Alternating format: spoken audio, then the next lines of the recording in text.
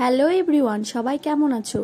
আজকে আমি অনেক দিন পর আবার একটা রান্নার ভিডিও নিয়ে আসলাম। শোল মাছের রেসিপি, মানে ঠাকুরবাড়ির স্পেশাল শোল মাছ।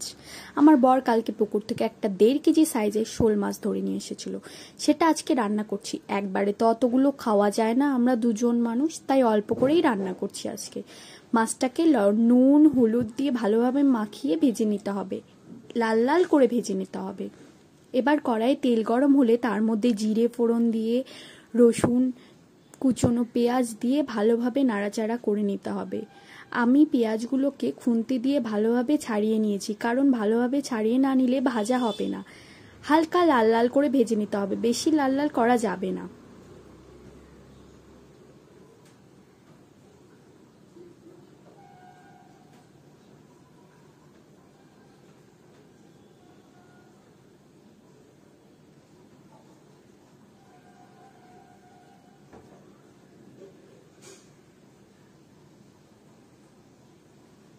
হালকা লাল লাল ভাজা হয়ে গেছে। এবার এর মধ্যে মশলার পেস্টটা দিয়ে দেব।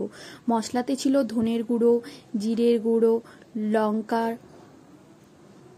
আদা, পেঁয়াজ, রসুন, এগুলো একসঙ্গে আমি পেস্ট করেছি। তোমরা আলাদা আলাদাভাবেও করতে পারো। তারপরে সানরাইজে লঙ্কার গুঁড়ো দিয়েছি। ভালোভাবে মশলাটা ভাজতে হবে।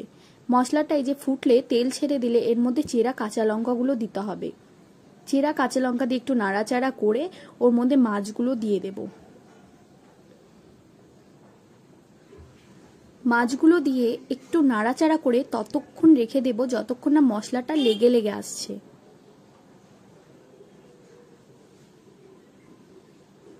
আমি বলতেই ভুলে গেছি, মশলার মধ্যে পরিমাণ মতো লবণ, হলুদ এবং চিনি দিতে হবে।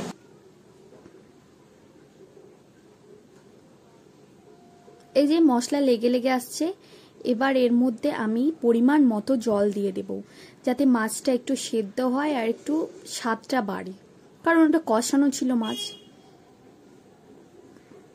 পরিমাণ মতো জল দিয়ে আমি কিছুক্ষণ রেখে দেব।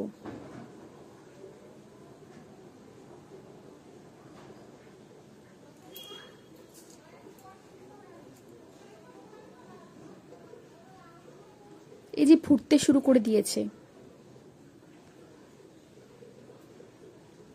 এই যে রেডি আমার শোল মাছ। এবার উপর দিয়ে আমি গুঁড়ো গরম মশলা ছড়িয়ে দিলাম, সানরাইজের গরম মশলা। অনেকদিন আগেই খেয়েছিলাম আমি এই ঠাকুরবাড়ির স্পেশাল শোল মাছ। তো কালকে আমার বর এই মাছটা নিয়ে আসলো, তো ভাবলাম আজকে করেই দেখি কেমন হয়। আমি তো করিনি, এর আগে আমার মা করেছিল, মায়ের হাতেই খেয়েছিলাম।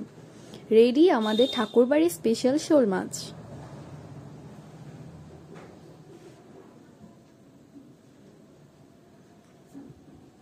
আমার তো খুবই অসাধারণ লাগে এই শোল মাছটা। তোমরাও ট্রাই করতে পারো একবার।